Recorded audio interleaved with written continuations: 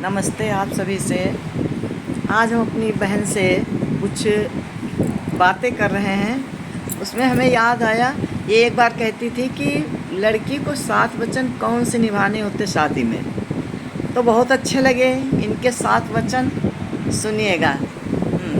बोलिए उमा, वो 7 वचन कौन से लड़की निभाती है विवाह के समय? विवाह होता है तो कन्या 7 वचन मांगती है और वर जो है वो 5 वचन मांगता है।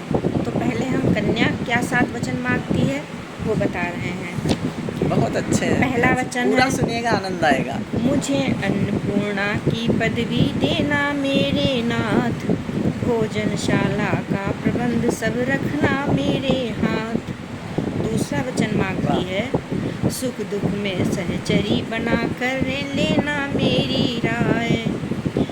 11 हो जाते हैं जब एक एक मिल जाए। सही बात। फिर तीसरा वचन मांगती है, मेरी देख रेख में रखना धन संपत्ति आभार, सारे आए वे हो मेरी सम्मति के अनुसार। ऐसा नहीं है धन कमा करके आप लाइए, लेकिन उसका लेखा जोखा हमको भी बताते रहिए।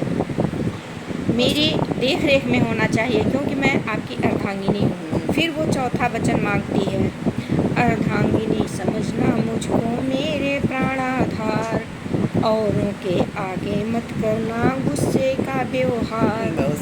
फिर पांचवा, कहीं समाज में हमारा सम्मान बरकरार रहे, ऐसा मत करना कि कहीं भरी सभा में आप हमें लज्जित करें, ये भी मेरा अपमान होगा। पांचवा वर मांगती है, घर का आंगन रहे न खाली हो धन से भरतार, दूध दही पर पूरा पूरा मेरा हो अधिकार।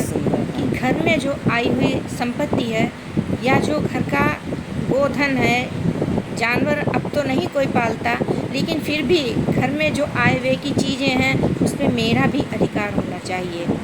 छठा वर मांगती है, रीत अनुसार धर्म का करना कभी नियम मत भंग, जो समय समय पर ऋतुओं पे पूजा हवन यज्ञ आदि होते हैं उनका नियम कभी भंग मत करना, उसमें मेरा सहयोग करना।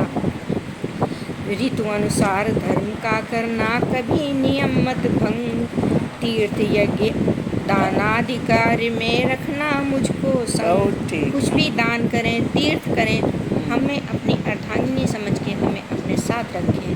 फिर सातवां वचन मांगती है, लोक और परलोक सुधारने का करना उद्योग, कि हम इस लोक में किस तरह से सुखी रहें और अपना परलोक भी कैसे सुधारें, उसका भी उद्योग करने में मेरी मदद करना। लोक और परलोक सुधरने का करना उद्योग, ऋषि जीवन में भी जीवन धन हो तेरा सहयोग।